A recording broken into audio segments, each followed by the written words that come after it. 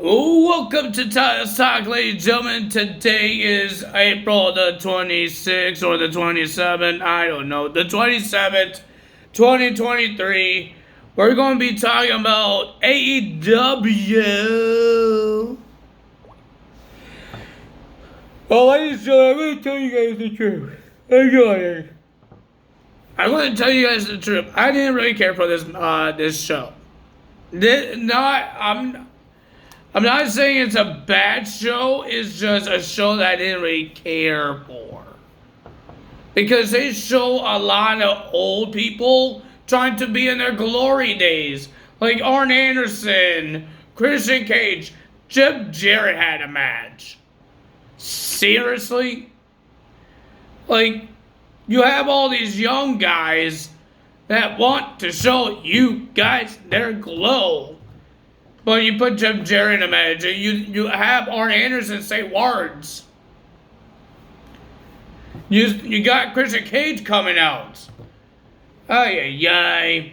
And a really bad ending to a no one contendership to a world championship match at Double or Nothing. And they might screw the main event if they keep Sammy, if Sammy is going for the world title and he lays down, they're going to ruin the pay-per-view. Well, I don't know where AEW where it gone. Because now we got Sammy Guevara and MJF acting like best friends. They're hugging each other, giving gifts, and kissing each other's faces. Where did AEW go? I thought it was supposed to be entertaining. I'm not entertained. Watching Sammy Guevara, it's like watching Sammy Guevara kiss Chris Jericho. Now it's MJF. I'm hoping that if Sammy is the one going for the title, because I'm hoping that he betrays MJF and actually wrestles for the world championship. I'm hoping. If I'm touching my face a little bit, it's because my jaw hurts. It feels like there's a bruise in my jaw because I ate a Cheeto wrong, and ever since I ate this Cheeto wrong, wherever it poked my jaw, it hurts. So I'm hoping that it doesn't get like infected or something. I'm hoping it goes away. I'm really hoping. Bruises take a while to go away from me, but I don't know, it's inside of my mouth or it's around. I don't see anything. If you guys see anything, tell me in the comments, but I don't see any bruising on my face, so nobody hit me in the face. But ever since I ate the Cheeto wrong, or the Cheeto sharp parts jab into my near my jaw, it hurt my jaw, so it could be a little bruise there, and it's really bugging me. So if I'm touching my face, it's because there's a bruise or something's hurting my jaw. I already tried Tylenol, it didn't work out because it still hurts. So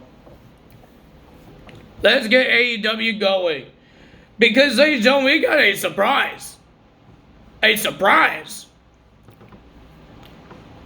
We got a WWE superstar, I guess a former WWE superstar, making his debut. We did not know this man quit WWE or he got fired or released, because he was supposed to be injured. And nobody said on the internet that he was injured, he left the WWE. But ladies and gentlemen, we got Adam Cole coming out. He called out Chris Jericho, but Chris Jericho was on the Titantron, and he doesn't want to come out. So, ladies and gentlemen, Chris Jericho says, I don't want anything to do with Adam Cole, but his guys does. So all the guys, Jake Hager, Daddy Magic, somebody named Parker, this is how you know they're jobbers. I don't know their names. Okay, and I believe Daniel Garcia attack Adam Cole, and then Bandito and Orange Cassidy, weird, odd pairing, come out to help Adam Cole. They got beat up, and then some random music hits, And it was Roderick Strong. I thought this guy was injured. I thought he's still in WWE here. And then Roderick Strong takes everybody else. And ladies and gentlemen, did they even say thank you to Bandito and Orange Cassidy coming out? The main focus was the Undisputed Era, because Roderick Strong was part of the Undisputed Era. And it was all about them, and they hug it out because now they're friends, and maybe they could go for the tag titles now. Because there's no Bobby Fish, there's no Kyle O'Reilly for Adam Cole. Now he gets Roderick Strong.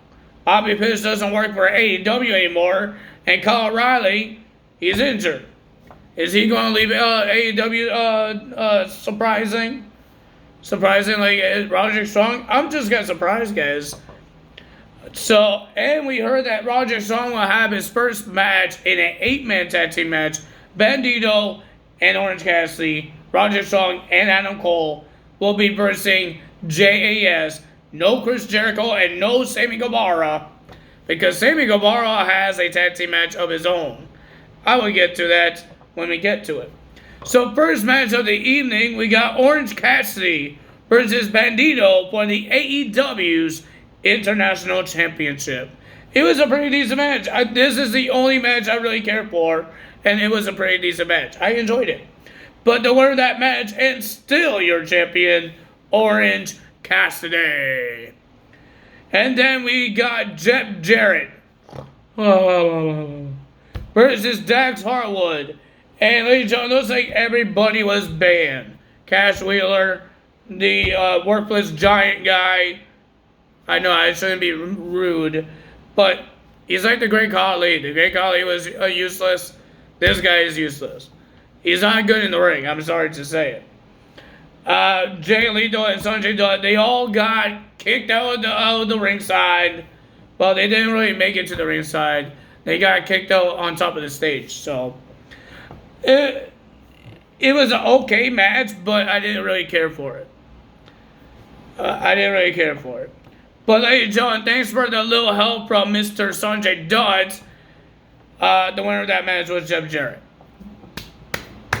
And then Sanjay Dutt gave Jeff Jarrett one of the tag team titles that Dax Harwood is holding, and freaking Mr. Jeff Jarrett is making up with the championship. Jeff Jarrett, you don't need to be in wrestling. Okay? You don't need to wrestle. Like, seriously, be a manager for these guys. You have 3 young guys.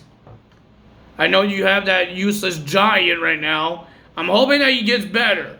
I really do. But you have 3 young guys, and those guys are not getting opportunities. Maybe Sanjay Dutt is a manager as well, but you have those 2 main guys, 2 young, talented wrestlers. Well, you got one of them. But ladies and gentlemen, those guys are not getting their opportunities, but Jeff Jarrett is. Seriously? Jeff Jarrett? How old is this guy? He's in his 50s. And he's still wrestling. Sting doesn't even get that much matches. And he's in AEW. He's a legend. They're doing great with Sting, not showing him a lot. He doesn't need a world championship. He doesn't need to wrestle every single week. Normally, he always shows up when Darby Allin shows up. But the last couple weeks, when Darby Allin was showing up, Sting doesn't show up. Sting doesn't have to show up every week. It's like in WWE with Brock Lesnar. Brock Lesnar doesn't have to show up every week. He doesn't need a world championship. But he makes a big impact when he does make his return. Sting does the same thing. When he shows up, everybody goes nuts. Nobody's going to forget Sting. Nobody's going to forget Brock Lesnar. Nobody's going to forget Jeff Jarrett. But Jeff Jarrett is not like Sting in his 60s. He's not Brock Lesnar in his part-timers. But Jeff Jarrett could be a manager for this team and show the young, talented wrestlers that they could do this. Why Jeff Jarrett hasn't been in this match. So yeah, that happened there. And then we have Wardlow versus a jobber. I thought it was Austin Aries, but it wasn't. And some reason, Wardlow had a manager now named Art Anderson. Why? I don't know why. So Wardlow wins the match, and then Arn Anderson has some things to say. I guess he explained it, saying that Wardlow is now the AEW dynasty. Wardlow has a lot to do to be AEW's dynasty. He's the future, but he has long ways to be the future world champion. And then Christian Cage came out with Luchasaurus, and then he had to stare down with Wardlow. He went on top of the stairs, he saw Wardlow, and he walked away. Okay. Thank God we didn't have to hear Christian for a whole bunch of minutes, but we had to hear Arn Anderson. I didn't understand what he was saying because he was talking so low in the microphone. So, yeah. Great for that. Then we had Sammy Guevara versus Darby Allin, and thanks to MJF, Sammy wins by disqualification. And this is supposed to be a tournament and a no one contenders match to one of their big pay-per-views, Double or Nothing. We get a disqualification match, a disqualification ending. Wow. And then Sammy and MJF were celebrating on top of the stage. And then, of course, MJF has to talk. Oh, my God. He's telling the Jungle Boy and Darby Allin that they're going to stay in mid-cards, never going to be in the main event. But Tony Schiavone came out. He came out of his chair in the commentary, and he took a while to give us what... He said he talked to Tony Khan, right? And then he said, told us when Double or Nothing is happening. But he finally got to the point that next week there will be a tag team match. Jungle Boy, not Dungle Boy, Jungle Boy and Darby Allin teams up to versus MJF and Sammy Guevara. But if Sammy and MJF wins, the title match stays as a singles match. But if Jungle Boy and Darby Allin wins, the match turns into a fatal four-way match at Double or Nothing. Tony Khan had a big announcement, guys. The Owen Hart Cup tournament is returning. Did it do anything for Adam Cole when he won the men's? No. Adam Cole is not a world champion. He's not a TNT champion. He did nothing. He just got injured. Did it help Britt Baker when she won the women's Owen Hart tournament? No. What is so different about this tournament? I'm hoping that you win something, you don't just win a championship belt. You win it, you become a number contender. It's like a King of the Ring. But you become a number contender to a championship of your choice. And of course, they're going to, if it's a men's, they're going to choose the world title. But maybe they would choose a TNT title match or a tag team title match. Just put something on the line. Not a pink championship that they're going to come out with the title one time, and then it's poof, turns into a ghost until next year. Please do something about it. I'm happy with when NXT did Dusty Rhodes Classic. There's something on the line, not just a trophy. You become a number contender to a title shot. The Andre the Giant Memorial Trophy is like the same thing as the Owen Hart's. You don't win anything. You win a big giant Andre the Giant trophy, but there's a lot of people that can't even hold the damn thing. But there's no point of it. You don't become a knowing contender to anything. If you're going to do a tribute to a passed away legend, you had to do it right. Because these legends are former champions. And you're giving out championship belts or a trophy. But this sports, wrestling sports, is all about the championships. Not fake championships or trophies. They want AEW titles or WWE titles. Yay, we got the Owen Hart tournament. Well, I don't think it's going to do anything. So, we have announcements happen this week. We had the World Heavyweight Championship announcement from Triple H. And we got the Owen Hart tournaments. Sorry, I think Triple H won this with the tournaments. And he showed something great of the World Heavyweight Championship. So, Triple H wins this one. Sorry, Tony Khan. Then we had Jay Cargill versus Taya Valkyrie for the TBS title. This title sounds ridiculous. There's no point of this title. I'm sorry, but there's no point of this title. The match was boring. I don't think the fans even cared. But the winner of that match was Jay Cargill when Taya was about to do her finishing move, but it's like the Jade's finishing move. But some reason Taya was not allowed doing it because she was getting sued about it. She couldn't do what Jade does. But it was her move. So she stopped and then she can't do it. I guess she gets disqualified. I don't know.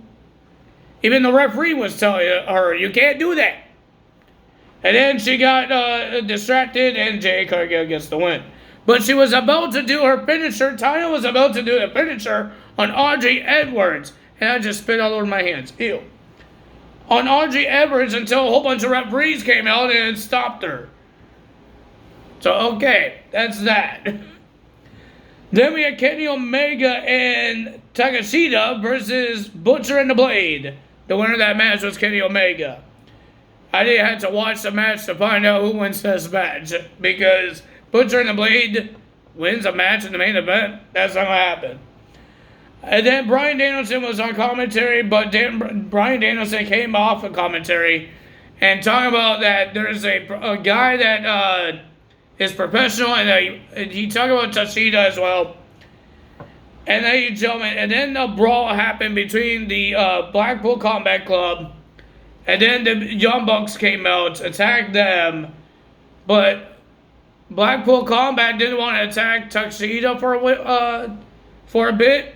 Until he came back in the ring, and then because Kenny Omega was about to hurt Jon Moxley with the screwdriver, until Takeshita came in. Well, he got pushed in by Bryan Danielson, and he begged. He stopped Kenny Omega to do what he's going to do to Jon Moxley. And then the rest of Blackpool Combat Club drags out Young Bucks. And then I think it was Jon Moxley shoves Takeshita into Kenny Omega. And then Jon Moxley attacked Kenny Omega. And then everybody was raising Takeshita's hand. The Blackpool Combat Club, I meant. And Takeshita said no. He doesn't want to join Blackpool Combat Club. But Bryan Danielson says you have a choice. And I guess they already knew what his choice is because Wheeler Yuta just did a low blow. And then you saw Jon Moxley beats up Takeshita with a screwdriver. The guy was busted open. But ladies and gentlemen, that's the end of AEW results. It was an okay show. Not the best show. But it was an okay show because some of these matches I didn't care for. Mostly the whole card except for the first match.